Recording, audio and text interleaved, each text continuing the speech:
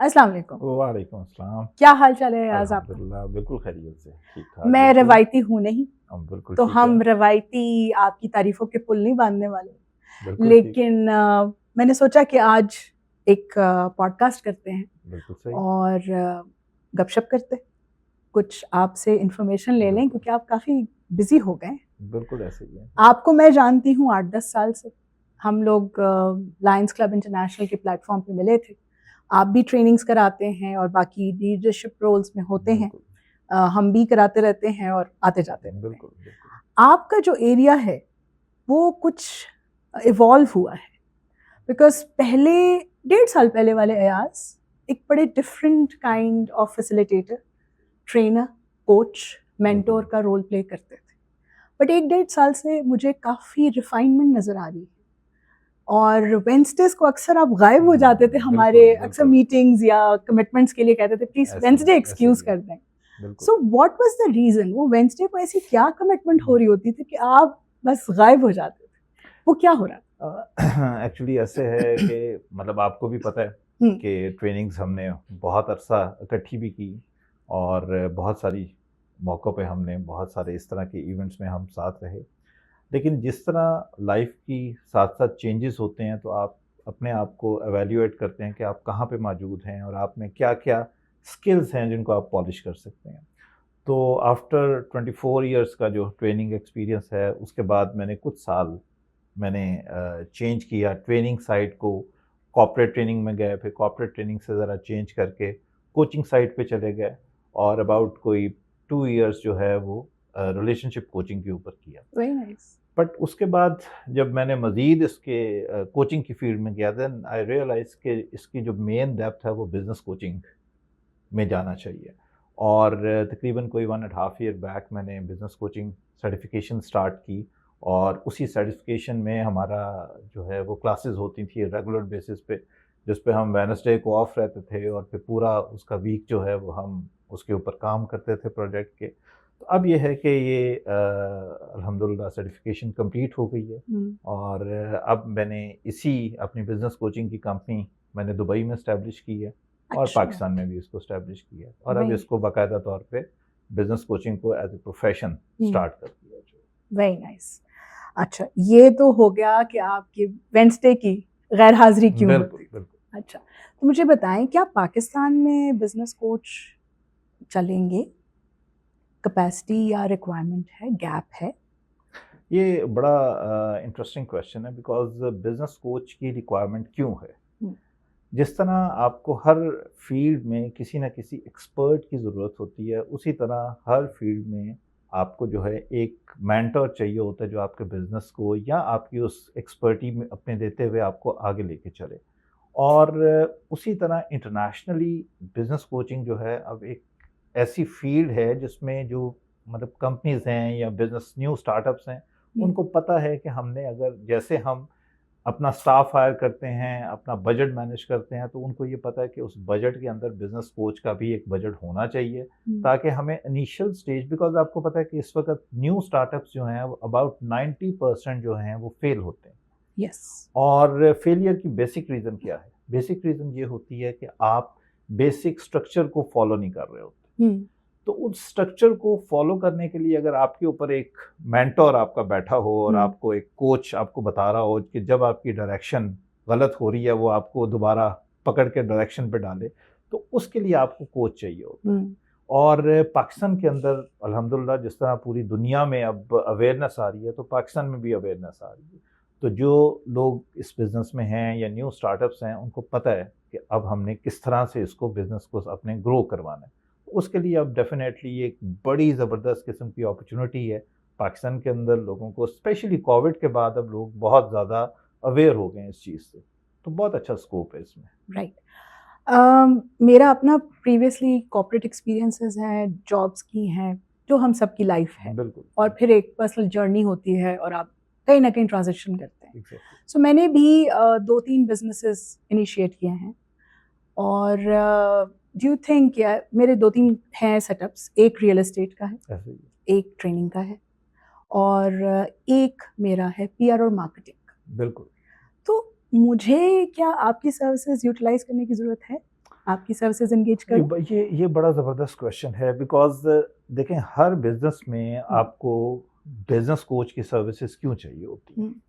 आपको basic services की requirement तब होती है कि आपने अपने रेवेन्यू को कैसे इंक्रीज़ करना है। और बिज़नेस कोच का काम ये नहीं होता कि जैसे ट्रेनर का काम होता है कि आपके ट्रेनिंग दी, आपके स्टाफ को ट्रेनिंग दी, या आपको 2 दिन की ट्रेनिंग दी और उसके बाद वो रैप अप किया और चले गए। बिज़नेस कोच जो है वो आपके साथ जब अटैच्ड होता है तो उसका मिनिमम पीरियड जो है वो 6 मंथ से 1 ईयर का होता है। ओके। और बिज़नेस कोच की आपके साथ जो अटैचमेंट है वो इस बेस पे होती है कि आपका रेवेन्यू कैसे इंक्रीज़ होगा, बिकॉज़ आपका रेवेन्यू इंक्रीज़ होगा तो बिज़नेस कोच की जो है वो इम्पोर्टेंस आपके साथ लॉन्ग रन रहेगी। अगर आपका रेवेन्यू ही इंक्रीज़ नहीं होगा तो बिज़नेस कोच जो है वो यूज़लेस हो जाएगा। देन बिज़नेस कोच ही आपको बताएगा कि अब आपको कहाँ-कहाँ, किस-किस एरिया में अपनी कंपनी में ट्रेनिंग्स की ज़रूरत है।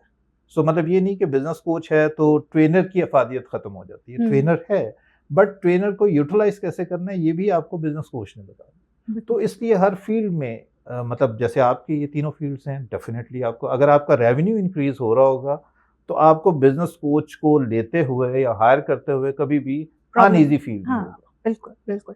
So, are you limited to few industries and business types, or your services or your forte जो है वो एज अ बिजनेस कोच कहाँ-कहाँ एप्लीकेबल है?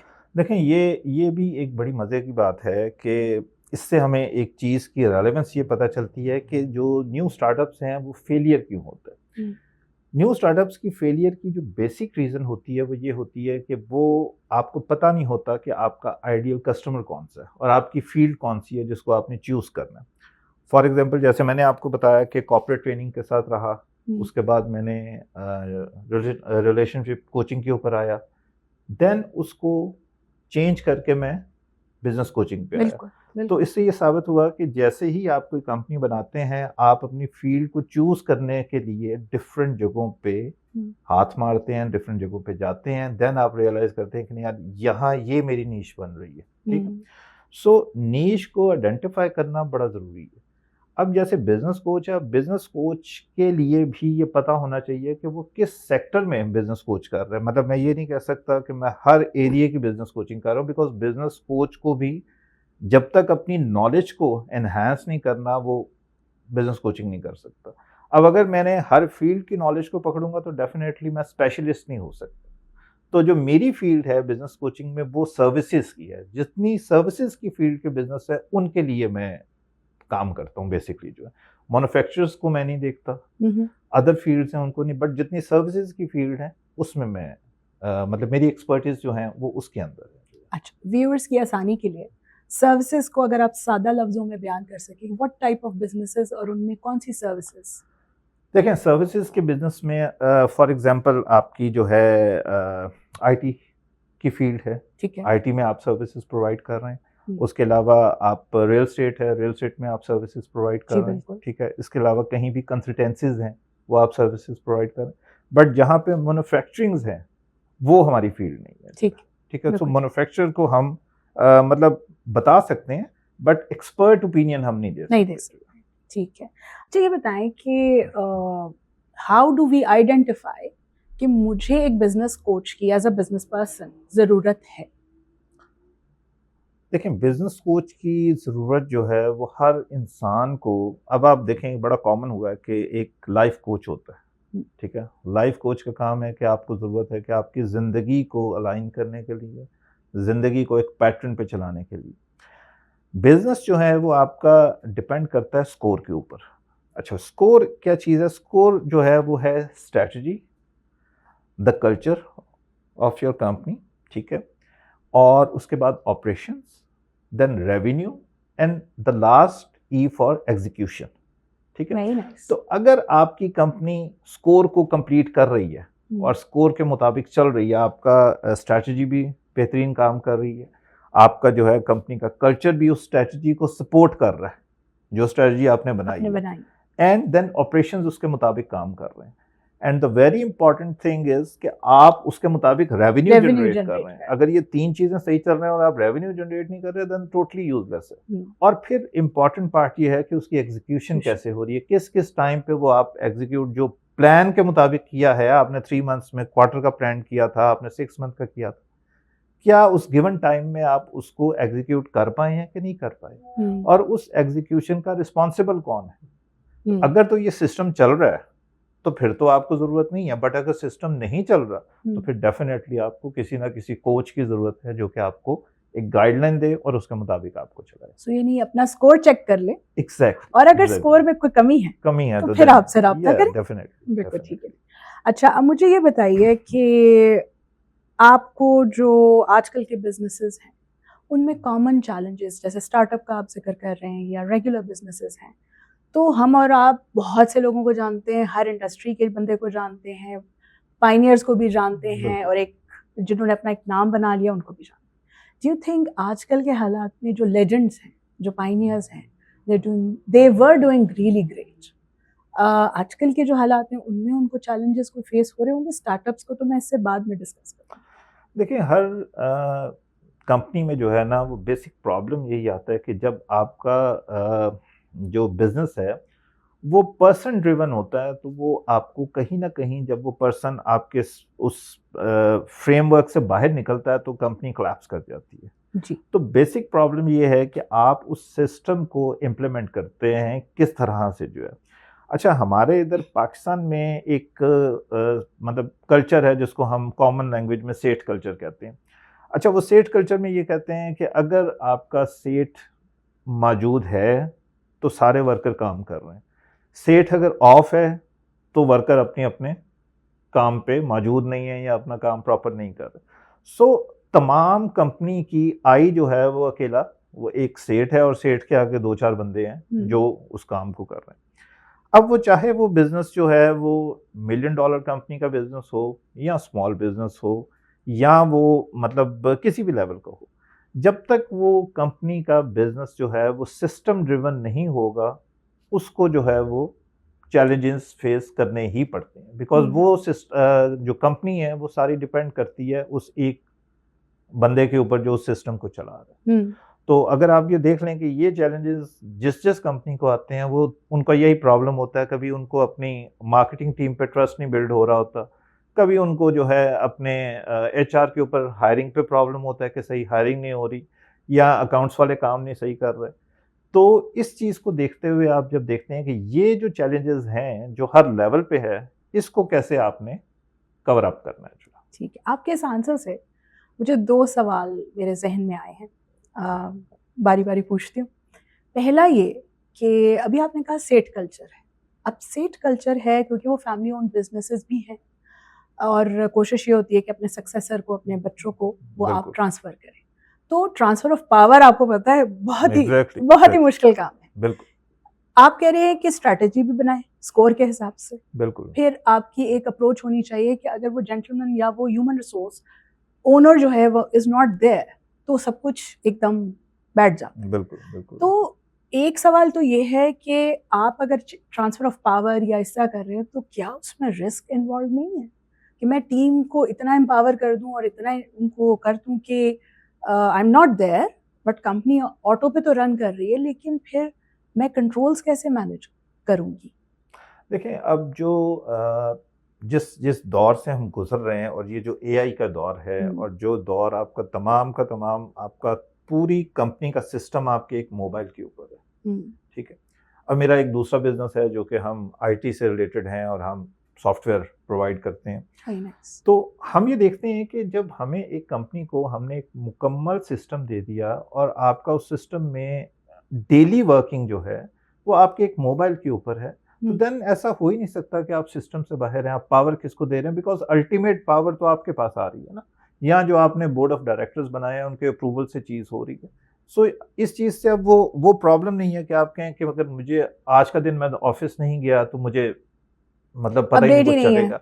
और दूसरी बात ये है कि आप बिजनेस को जब स्टैब्लिश करते हैं और आप उस बिजनेस के अंदर पैसा कमाते हैं, तो पैसा कमाने की बेसिक रीज़न, कमाने की क्या रीज़न है और क्यों कमाते हैं? इसलिए कि आप पीस ऑफ माइंड ले सकें। अगर आपने स्ट्रेस में ही रहना है और आपने हर वक्त इसी खौफ में रहना है कि मैं अगर मौजूद नहीं हूँ तो पीछे क्या होगा, तो देन आपके उस तमाम मतलब एफर्ट का, उस पैसे कमाने का फ़ायदा ही कोई नहीं है कि अगर आप उसको एंजॉय ना कर सकें। तो आपको ये देखना है कि अब आपको टाइम के साथ साथ अपने आप को जो है वो उस लेवल पे लेके आना है कि आप सिस्टम को अडेप्ट करें जो है। ये पर्सनल ग्रोथ भी इम्पोर्टेंट है, अपने आप को अपग्रेड करना भी इम्पोर्टेंट है। देखें पर्सनल ग्रोथ तो आप ये देखें कि अगर एक कंपनी का ऑनर पर्सनल ग्रोथ पे नहीं जाएगा तो उसकी कंपनी कभी भी ग्रोथ पे नहीं जा सकते। यहाँ पे एक इम्पॉर्टेंट चीज़ है कि आपका माइंडसेट क्या है। अब अगर आपका माइंडसेट जो है वो ग्रोथ माइंडेड नहीं है तो देन डेफिनेटली आपकी कंपनी भी, और क्यों 90% फेलियर्स आते हैं। जी। देखें 90% फेलियर आता है जो न्यू स्टार्टअप्स हैं। हम्म। अच्छा आप ये देखें कि जो एक स्टैटिस्टिक्स हैं जो ये कहते हैं कि आफ्टर 2 इयर्स जो हैं, जो 90% से बच जाते हैं वो आफ्टर 2 इयर्स डेड हो जाते हैं। और उसके बाद जो और सबसे क्रिटिकल पॉइंट होता है वो होता है आफ्टर 8 इयर्स। जब आप आफ्टर 8 इयर्स पहुंचते हैं आपका बिजनेस इस लेवल पे, तो वहाँ पे इतने ज़्यादा आप जो हैं वो चोक हो जाते हैं कि आपको कुछ समझ नहीं आ रही होती कि आपने सिस्टम को कैसे लेके चलना है। तो अब आप ये देखें बिजनेस कोच की ज़रूरत कब पड़ती है। बिजनेस कोच की ज़रूरत नहीं कि न्यू स्टार्टअप्स के लिए, बिजनेस कोच की ज़रूरत वहाँ पे ज़्यादा पड़ती है जहाँ पे आपको 4-5-6 साल गुजर जाते हैं और अब आप एक जगह पे स्टक हो जाते हैं। तो वहाँ पे स्टक होने से मतलब अपनी उस स्टक सिचुएशन से बाहर निकलने के लिए आपको एक कोच की ज़रूरत पड़ती है। अच्छा, आपसे जब कॉन्वर्सेशन हो रही है तो बैक ऑफ माय माइंड मैं एक्चुअली आपका वो जो आपने एक्रोनिम दिया ना स्कोर, मैं उस पे सोच रही थी। तो इसीलिए तरीके से मैंने आपसे बात की and I was thinking about strategy. फिर आपने कहा ग्रोथ माइंडसेट, तो ऑब्वियसली वो कल्चर आप क्या डेवलप करते हैं और क्या इम्प्लीमेंट कराते हैं, उसी की लाइट में ऑब्वियसली ऑपरेशंस भी उसी तरह होंगे। तो अगर हम वहां तक पहुंच गए हैं तो फिर आर पे है रेवेन्यू। एग्जैक्टली। तो ये बताएं ना, आप कह रहे हैं कि जी स्टार्टअप बंद हो जाते हैं, 2 साल तक आगे जाते हैं, फिर आपने वो बात की। तो अब मुझे ये बताइए कि रेवेन्यू आप डबल कैसे करा सकते हैं। चले मैं आपसे कहती हूँ, मैं रियल एस्टेट की, ठीक है, मैं भी यहाँ सर्विसेज दे रही हूँ। So how can you help me और एनीबडी फ्रॉम माय फ्रेटर्निटी कि रेवेन्यू आप डबल करवा दें या 1.5 गुना तो करा दें। आजकल हालात आपको पता ही। बिल्कुल ठीक है। देखिए उसके लिए रेवेन्यू डबल होने के लिए सबसे इम्पॉर्टेंट चीज़ है कि आपको ये पता हो कि आप अभी कहाँ पर हैं, ठीक है। And the second important thing is कि आपने जाना कहाँ पर है, ठीक है। अभी आपका रेवेन्यू कितना है और आपने अगले 1 साल के बाद रेवेन्यू कितना जनरेट करना है, ठीक है। अब इसके ऊपर जो इम्पॉर्टेंट चीज़ है जिसके ऊपर नॉर्मली हमें नहीं पता होता एज ए बिजनेस ऑनर कि हमारा जो है वो कितना इनपुट हो रहा है लीड जनरेशन का, कितनी लीड हम जनरेट कर रहे हैं, उस जो लीड जो जनरेट हो रही है उसमें से कितनी लीड जो है वो कन्वर्ट हो रही है as a customer, as a ideal client, और उनसे हमें क्या रेवेन्यू जनरेट होता है और क्या उसकी परसेंटेज है। अगर मैं आपसे पूछूं तो शायद आप भी इस वक्त ना बता सकें एग्जैक्टली कि ये मेरी लीड जनरेट होती है, इतनी उसकी परसेंटेज है, और उसके मुताबिक मुझे डेली मतलब फॉर एग्जांपल आप कहते हैं कि मैंने आफ्टर अ ईयर मैंने जो है वो 50 लाख अर्न करना है, ठीक है। अब आपने 50 लाख अर्न करना है तो आपको कितनी एवरेज के क्लाइंट चाहिए, एक एवरेज क्लाइंट आपसे क्या बाय करता है, ठीक है। अच्छा आपसे जो एक एवरेज क्लाइंट बाय करता है तो वो कितनी दफ़ा बाय करता है, क्या वो 1 दफ़ा बाय करता है या वो आपसे 1 साल में 2 दफ़ा बाय करता है। अच्छा जो आपसे वो बाय करता है उस पर क्या आपकी प्रॉफिट की रेशियो होती है, एवरेज क्या है, वो जो एवरेज है उस एवरेज की कन्वर्जन में आपका जो रेवेन्यू जनरेट होता है उसमें आपका प्रॉफिट कितना निकलता है। इसको जब आप ईयर से मंथ्स पे, मंथ से वीक्स पे, वीक से डेज पे लेकर आते हैं, देन आप अपने उस मास्टर प्लान को जो है वो एग्जीक्यूट करा पाते हैं कि हमने ये करना कैसे है। तो इस सारी टेक्निकलिटीज़ के लिए आपको कोच की ज़रूरत पड़ती है, क्योंकि कोच आपको जो है वो फिर डे बाय डे लेके चलता है। और जब आप मतलब आप ये आपकी डेफिनेटली ये फील्ड है ट्रेनिंग्स की और आप ये समझती हैं कि जब कॉन्टीन्यूसली इम्प्रूवमेंट हो रही हो डेली बेसिस पे, तो कोई रीज़न नहीं है कि आप अपने अल्टीमेट गोल को अचीव ना कर सकें। बिकॉज जहाँ पे मार्केट को आप ये शिकायत करते हैं एज ए बिजनेस ऑनर कि मार्केट बहुत ख़राब है, उसी मार्केट में कुछ ऐसे परसेंटेज होते हैं जो उसी मार्केट को कैप्चर करके वहीं से अपना रेवेन्यू भी जनरेट कर रहे होते हैं। सो कोविड के दिनों में बहुत सारे बिजनेसेस बंद हुए, जी बट बहुत सारे लोगों ने वहीं पे नए बिजनेस स्टार्ट किए बिल्कुल बिकॉज उन्होंने उस अपॉर्चुनिटी को ग्रैब किया। तो बिल्कुल वो ग्रैब करने की जो स्ट्रेटजी है वो अगर आप इम्प्लीमेंट कर लेते हैं देन कोई ऐसी रीजन नहीं है कि आप अपने रेवेन्यू को जनरेट ना कर सकें। ठीक है। मैं अभी रियल एस्टेट की चूंकि बात कर रही थी आपसे, आपने कहा सेल्स लीड है, उसको कन्वर्जन कैसे करते हो, उसको कैसे लेके चलते हैं, दैट्स वेरी इंपॉर्टेंट। एग्जैक्टली। और अब आ जाती है एग्जीक्यूशन की बात, वो आपने तकरीबन इसमें कवर कर दिया है। बिल्कुल तो बिल्कुल स्कोर वाकई I wanted to make it लोगों के लिए ज़्यादा इजी भी, रिलेटेबल भी, और वो एग्जांपल से ज़्यादा समझ भी आ जाती है। बिल्कुल so score is a good idea. और फिर अयाज अगले साल तो स्विट्जरलैंड में बिजनेस डील करूंगी ना, तो आपको बुला लूंगी वहाँ पे। डेफिनेटली। अच्छा, अब ये बताइए कि हमने स्टार्टअप्स की बात की, आपने कहा कि बिजनेसेस 8 इयर्स के बाद भी चोक करते हैं। ये Exactly. रिलेशनशिप्स और मैरिजेस की बिल्कुल, बात हुई ना, बिल्कुल। कि 7 साल के बाद जरा टफ बिल्कुल। टाइम आता है। तो जो बिजनेसेस इस वक्त 16 से 23 साल के है, ड्यूरेशन हो चुकी है, बिल्कुल। do you think they still need you or they need a business coach for that matter? देखें, जहाँ पे सिस्टम इम्प्लीमेंट नहीं है, ये फिर वही वाली बात है कि आप स्कोर को अगर आप बेस बना लेते हैं और आप देखते हैं कि उस स्कोर के मुताबिक आपका सिस्टम, अल्टीमेट गोल कंपनी का क्या होना चाहिए? अल्टीमेट गोल ये होना चाहिए कि जो कंपनी का ऑनर है ना, वो कहीं आराम से बैठा अपनी वेकेशंस गुजार रहा हो, ठीक है, और कंपनी उसकी एब्सेंस में भी एज इट इज चल रही हो। जो है ये हर बिजनेस ओनर का ये अल्टीमेट गोल होना चाहिए। तो चाहे आप 10 साल बाद हैं, चाहे 20 साल बाद हैं, चाहे 30 साल बाद हैं, अगर आप इस लेवल को अचीव नहीं कर सके तो आप में स्टिल इम्प्रूवमेंट का रूम जो है वो कंपनी में मौजूद है। सो ये एक अल्टीमेट आपकी वो होना चाहिए टेस्ट पॉइंट कि अगर आप इस लेवल तक पहुंच गए तो फिर तो ठीक है, बट अगर आप इस लेवल पे नहीं पहुंचे देन आपको अभी कंटिन्यूसली इम्प्रूवमेंट की जरूरत है। Okay, so do you provide any services के जिसमें एवैल्यूएशन हो सके, असेसमेंट हो जाए, जैसे हम ट्रेनिंग नीड एनालिसिस कहते हैं, तो क्या do you have a setup और सम स्ट्रेटजी फॉर जी, दैट? हमारे पास जो है ना एक कंप्लीट प्रोग्राम मौजूद है। अच्छा। और उस प्रोग्राम में हम कंपनी को एक कंप्लीट क्वेश्चनर देते हैं जो कि अबाउट कोई 50 क्वेश्चंस होते हैं उसमें, और अगर आप ऑनेस्टी से उन क्वेश्चंस के आंसर दें तो आपको एक ब्रीफ कंपनी की कंडीशन जो है ना, उसकी ओवरऑल कंडीशन हम आपको प्लान पूरा आपका कंप्लीट वो ओवरऑल कंडीशन हम आपको बताते हैं। और ये भी हमने एक प्रॉपर सॉफ्टवेयर बिल्ड किया, बल्कि हमने बेसिकली ये बाय किया है। अच्छा। ये एक इंटरनेशनल सॉफ्टवेयर है जो कि हमने बाय की है। अच्छा। और वो आपकी कंप्लीट कंपनी का स्ट्रक्चर जो है वो बताते हैं कि आप किस जगह मौजूद हैं और आपके क्या गोल है, आप कहाँ जाना चाहते हैं, वो आपको पता चलता है। और आप उसको जब इम्प्लीमेंट करते हैं देन उसके ऊपर आपके नेक्स्ट जो गोल्स जो हैं वो आप उसको प्लान आउट कर सकते हैं। ठीक है, तो ये बिल्कुल ये पॉसिबल है। So your services are available. Actually ये बेसिक जो है आपका जो फर्स्ट स्टेप है, वो फर्स्ट स्टेप ही यही है कि आपने एक एवेल्युएशन अपनी कंपनी की लेनी है और वो 50 क्वेश्चंस के ऊपर आप जब वो उसको फिल करके देते हैं तो वो आप बेसिक स्टेप जो है उसकी तरफ आप जाते हैं। अच्छा, अब आप as a business coach, community representative, मुझे ये बताइए कि क्या स्मॉल और मीडियम साइज बिजनेसेस जो हैं, क्या वो आपकी सर्विसेज अफोर्ड कर सकेंगे? देखें, ये एक बड़ी इम्पॉर्टेंट बात है कि आपने जब ये हर बिजनेस के लिए कि जब आपने सेलिंग के लिए जाना है, आपने अपनी प्रोडक्ट को सेल करना है, तो आपने क्या सेल करना है।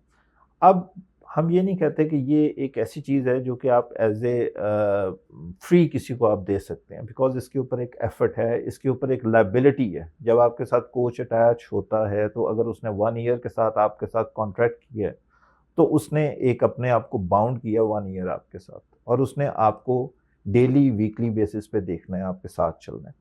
तो आपने उसको मतलब किस तरह से लेके चलना है, तो उसके लिए आपके पास डिफरेंट प्रोडक्ट्स होती हैं। एक हाई टिकट प्रोडक्ट है, एक लो टिकट प्रोडक्ट है, और आपने देखना है कि आपने हाई टिकट प्रोडक्ट को बाय करना है या लो टिकट को बाय करना है। तो इसलिए मिडिल लेवल या स्मॉल लेवल की जो कंपनीज है उनके साथ भी हम सर्विसेज कर सकते हैं, बट इट्स डिपेंड कि उनके क्या उनका रेवेन्यू कितना है और वो क्या हमें पे कर सकते हैं या हम उनको कैसे हेल्प आउट कर सकते हैं, बट डेफिनेटली हेल्प तो हम करने की कोशिश करते हैं उनको, बिकॉज यही चीज़ अगर मैं दुबई कर रहा हूँ तो दुबई में मेरा डिफरेंट प्लान होगा, पाकिस्तान कर रहा हूँ तो पाकिस्तान में डिफरेंट प्लान है जो है। तो सिस्टम आपने देखना है कि कहाँ का आप अडॉप्ट कर रहे हैं जो है। सिंस आप दो डिफरेंट कल्चर्स में इस वक्त ऑपरेट कर रहे हैं, तो मुझे ये बताएं कि आज की competitive मार्केट में आप दुबई का और पाकिस्तान का कोई कॉमन पॉइंट जो business challenge point of view से है या एडवांटेज एक वहाँ जो है और एक यहाँ जो है, उसको अगर कुछ एलैबोरेट कर सकें। देखें, दुबई में आपको जो है बहुत फास्ट मार्केट मिलती है और उस फास्ट मार्केट में आपको वो मल्टीकल्चरल मार्केट है, उसमें पूरी दुनिया से लोग हैं, मल्टीनेशनल्स बेशुमार है वहाँ पे। और वहाँ जो एक अच्छी बात ये है कि वहाँ पे लोगों को अवेयरनेस है, लोगों को आपको ये बताना नहीं पड़ता कि आपको बिजनेस कोच की ज़रूरत है कि नहीं है। जो कंपनी ऑनर्स हैं वो खुद आपको अप्रोच करते हैं और उनको अगर आपकी बात समझ आ जाती है तो उनको पता है कि हमें ये रिक्वायरमेंट है ही, मतलब मौजूद है हमें। जो पाकिस्तान में प्रॉब्लम ये है कि पाकिस्तान में आपने लोगों को अभी ये चीज़ समझानी है, थोड़ी सी उनको बतानी है। ये इसी तरह है कि आप देख लेते हैं कि आपने एक प्रोडक्ट बाय कर ली, लेकिन उस प्रोडक्ट को आप समझते हैं कि जो बाय हो गई है ये मेरे सारे काम कर देगी, ऐसे नहीं होता। आपको अपने आप को उसके मुताबिक चीज़ों को एड ऑन्स जो हैं वो करने पड़ते हैं। हमारा जो बेसिक प्रॉब्लम यहाँ आता है कि हमारा जो कंपनी का सीईओ है वो समझता है कि मैं अगर कंपनी का सीईओ हूँ तो मैं ही एक्सपर्ट हूँ मार्केटिंग का भी, और मैं ही एक्सपर्ट हूँ हायरिंग का भी, ठीक है, और मैं ही एक्सपर्ट हूँ अकाउंटिंग का भी। तो ये जब तक माइंडसेट हमारा चेंज नहीं होता तब तक हम इस चीज़ को अडॉप्ट नहीं कर सकते। बट पाकिस्तान में अच्छी बात ये है कि पाकिस्तान में लोग अब, क्योंकि एक ऐसा सिस्टम आ गया दुनिया में कि हर बंदा फेसबुक देख रहा है या आप यूट्यूब देख रहे हैं, तो आपको पता है कि दुनिया में क्या हो रहा है, तो आप उसको अडॉप्ट करने की कोशिश करते हैं। सो पाकिस्तान में इस चीज़ का बहुत ज़्यादा जो है वो स्कोप है और लोगों के अंदर ये वाली ड्राइव है कि हम अब बेटरमेंट की तरफ जाएं। तो इस लिहाज से पाकिस्तान एक मतलब अच्छी मार्केट है। पाकिस्तान में बहुत सारे ड्रॉबैक्स हैं बिजनेस पॉइंट ऑफ व्यू से, गवर्नमेंट की सपोर्ट नहीं है, आपके इलेक्ट्रिसिटी का प्रॉब्लम है, आपके टैक्सेस का प्रॉब्लम है, बट इसके बावजूद पाकिस्तान में बहुत ज़्यादा चीज़ों का भी स्कोप है जो कि आप मतलब बाहर से अगर आप उसको कंपेयर करें तो डेफिनेटली वो आपको यहाँ पे बेहतर मिलती हैं चीज़ें करने को। चलिए, शुक्र है आपने एक पॉजिटिव नोट भी हमें दिया, क्योंकि वाकई हम लोग कई दफ़ा कंपैरिजन करते हैं अनकॉन्शियसली और हम फील करते हैं कि नहीं, हम I think worst case scenario ही नज़र आता है हमें ब्राइट साइड की तरफ देखने की थोड़ी आदत भी कम हो गई। अच्छा, ये बताइए कि जब आप ये सब कुछ कर रहे हैं तो अगर आपको रीच आउट करना है तो आपके सोशल मीडिया हैंडल्स होंगे? हाँ जी, हाँ बिल्कुल, और आपका कॉन्टैक्ट नंबर होगा दुबई का भी और पाकिस्तान का भी, वो फिर हम डिस्क्रिप्शन में ऐड कर देते हैं डेफिनेटली और टिकर पे ही चला देंगे, ऐसे कर लेते हैं। आप क्या एक तो लोग आपको रीच आउट कर सकेंगे, चले हो गया। आप आजकल लाहौर में मौजूद हैं, लाहौर में हूँ, तो क्या आप कोई ट्रेनिंग सेशन, कोई कॉन्फ्रेंस कुछ करने का इरादा रखते हैं? हाँ, अभी हमारी एक हो गई है कल में, और एक हम 15th ऑफ जनवरी को हम एक बड़े लिमिटेड ग्रुप के साथ जो है वो एक स्ट्रेटजी वर्कशॉप कर रहे हैं। और स्ट्रेटजी वर्कशॉप जो है ये बेसिकली हर कंपनी को अपना बेसिक प्लान तैयार करने के लिए करने की ज़रूरत है। तो एक हमारा लिमिटेड सा ग्रुप है 10 पर्सन्स का, तो उनके लिए अभी हम 15 जनवरी को ये कर रहे हैं। और बल्कि उस वर्कशॉप की हम कुछ क्लिप्स शेयर करेंगे ज़रूर, ताकि लोगों को कुछ आइडिया हो, अवेयरनेस हो। तो उसके बाद ये है कि अभी 18th को तो मैं दुबई जा रहा हूँ। अच्छा। और उसके बाद 4th वीक ऑफ जनवरी मेरी दुबई में है स्ट्रेटजी वर्कशॉप। अच्छा। और उसके बाद इंशाल्लाह, क्योंकि अब वो दौर आ गया, पाकिस्तान में अभी ज़्यादा नहीं इसके ऊपर फोकस है, बट अब सारी ट्रेनिंग जो हैं वो जूम के ऊपर ही चलती हैं। और बल्कि इवन मैंने जो अब अपना पूरा ये कोर्स 1 ईयर का कंप्लीट किया तो इसमें इन पर्सन जो हैं वो 4 क्लासेस थी, अदरवाइज सारा जूम के ऊपर था। अच्छा। तो अब ये पूरी वर्कशॉप, ये सारी कोचिंग, ये बहुत ईजी है कि आप जूम के ऊपर इसको कर सकते हैं, ऑनलाइन ये सब चीज़ें अवेलेबल हैं। बिल्कुल ठीक है। और आपका ज़्यादा टाइम दुबई में ही गुजर रहा है, जी, ज़्यादातर दुबई तो में जूम गुज़रा। पे आपके साथ 1 टू 1 कनेक्शन भी हो सकता है एज़ अ सीईओ, हम अपनी प्राइवेसी में आपसे बात करें, एग्ज़ैक्टली, कंसल्टेंसी करें, आप फिज़िकली हमारे दफ्तर भी नहीं आएँगे, बिल्कुल, तो वो बिल्कुल। बिज़नेस कोच होगा भी और और एज़ बिल्कुल, सच एक भरम भी रह जाता है। Exactly, exactly. कभी-कभी थोड़ा ऑकवर्ड लगता है ना, बिल्कुल, इतने सालों बिल्कुल, के एक्सपीरियंस के बाद हम क्या कर रहे हैं? बिल्कुल।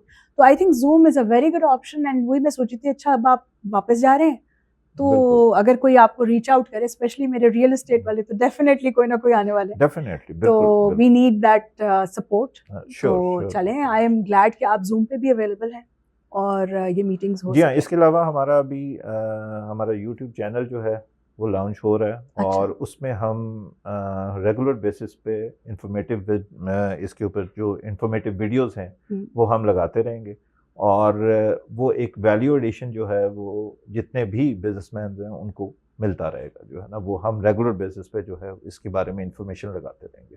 चलें।